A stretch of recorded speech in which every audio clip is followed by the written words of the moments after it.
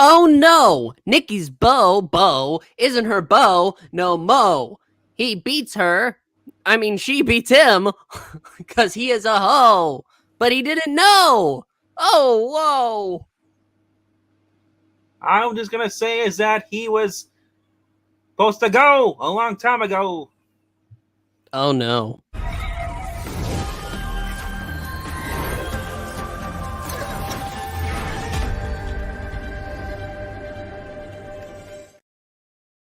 Hello, everybody. My name is Puppetine from the Geeky Puppet Show here on the Geeky Puppet Show today with Froggy, of course, to review Season 3, Episode 8, the mid-season finale of Kung Fu. Yes, and I am so glad for this episode. Awesome acting by Olivia Yang. Yep. And everyone else on here too. The only thing I was kind of upset that was we didn't get in there, my boy in here. Althea's hobby. Yeah, that's right, Dennis. Well, there's a lot going on. With this episode, we're dealing with some political aspirations and then the block in the roads that are coming up for it. We're also dealing with Beau being the hoe that he is and been realizing that he's been used all along. Can we quit calling him a hoe because it doesn't fit it at all. But it rhymes. It's not funny though. This is the ultimate betrayal, Froggy. I don't believe it. You better believe it. So basically, what we learned is Nicky is standing there. Her mom's a cut, and then she realized the only person that could have caused Hailing, with Zhao the basic escape is it. And Beau let her go. I let her broke her free out of the sword. She rushes over there, can't find him, but then she's walking. She's in his apartment, looks inside there, and finds a hidden compartment. Finds a sword in the mask, realizing he's a harvester. Yeah. But then, while this is going on, we get basically a flashback of Beau as a kid when his powers first is up. He's a traveler. He's able to travel to this distant waste against his world, and he's only like 8 or 9 years old. He's holding his Duke Nukem action figure. It's kind of cool. And he's trapped there. He can't leave. And so basically, he's used as a kid and trained to fight to be serve basically Zhao. They're trying to make us feel bad for him, which is fair. Which, like I said, I don't care for him. Yeah. And we're going with Shenry the whole entire way. Yeah, no, I'm not saying that. I'm just saying that at this point, I understand he's being used and all that. It was still incredibly shitty what he did, and he should realize that. But he didn't. He didn't because, I owe my Shifu. Your Shifu didn't give 2 Shifu shits about you. So, where are you now, huh? So, anyway, while this is going on, Nicky's trying to look for him. Aaron's helping out too, and so is Peiling's sister, Xiaolin. Xiaolin, yes. Xiaolin. Yeah, so also wants revenge too. But so then we also basically there's other things going on too at the restaurant. There's a little more drama going on with the mother. Basically, she's been distracted and she's in there and she's I believe it's Carrie. Is her name? Is that the woman at the restaurant? The one who works for the corporate office company over. Yeah, I can't even remember her name anymore. She's become she's become so unlikable. At the start, it was like, oh wow, she's really advocating for him, really working out, and it looks like it was good. But then I can't remember. Yeah, so basically there's strife between those two because what she did to Sebastian, and the mother is basically kind of like, you know what, I'm sick of this shit. I just got attacked by someone, and now I got to deal with this. And then they're talking about how they want to use his dumplings. He said, "No, I have the final say on and what goes here." No, and so she says, "I'm not gonna put my name to something that tastes like crap." She says, "Well, you should have been here." He's like, "Well, guess what? Too bad." So I love what the mother does. The mother takes because the mother sees Ryan doing some work on it, and she questions him, why are you really here? What's going on? He finally breaks down, realizes that Sebastian basically had left him. he was messed up, everything being possessed by the by the evil woman, and it brought up all these bad memories. And the mother basically says, "I don't know where he is, I know what he's going through, but I do know one thing: he loves you, and he'll be back."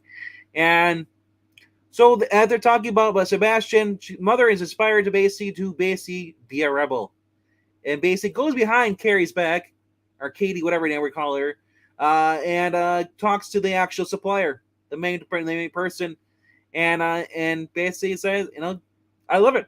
She stands up for herself, and this is what I've been waiting for. So that's one story, and slowly taking back her pride in her kitchen, in her racer restaurant. The other thing is that the father, he is basic campaigning. He learns from his campaign manager about the former candidate, the one he's running against. So when he was Jen, right? Yeah, Jen is the father. Yes, that's yeah. Yeah. So the other guy, the other candidate he's running against, he learns dirt on him that the reason though that the guy is dirty, he's a soft head crab because his brother is a junkie, and he's trying to hide the fact he's being. And the father says, Jen says, "I'm not gonna run dirty. I won't do that." He's just looking out for family.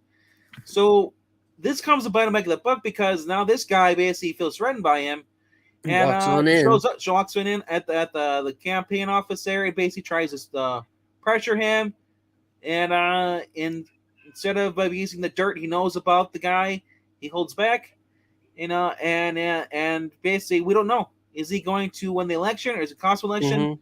But because it actually ties into also the story going on with Althea, Ryan, and no, not Ryan. Sorry, Evan. I can't remember Evan, and I can't remember his girlfriend's name. Sorry, but they're finding out about a plan, basically with Ordinance 11, the whole thing that started Jen's running anyway.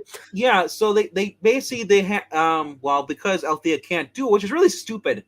I mean, she could have just hacked in. No one's gonna know. No one's monitoring her at all.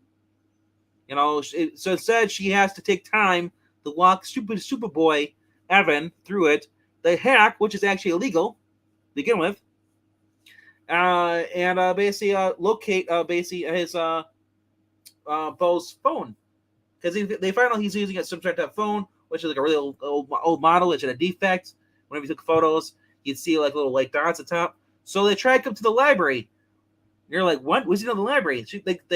Nicky runs in there and confronts him, but then he quickly teleports away, and she finds that he's looking at basically Russell articles about Russell Tan.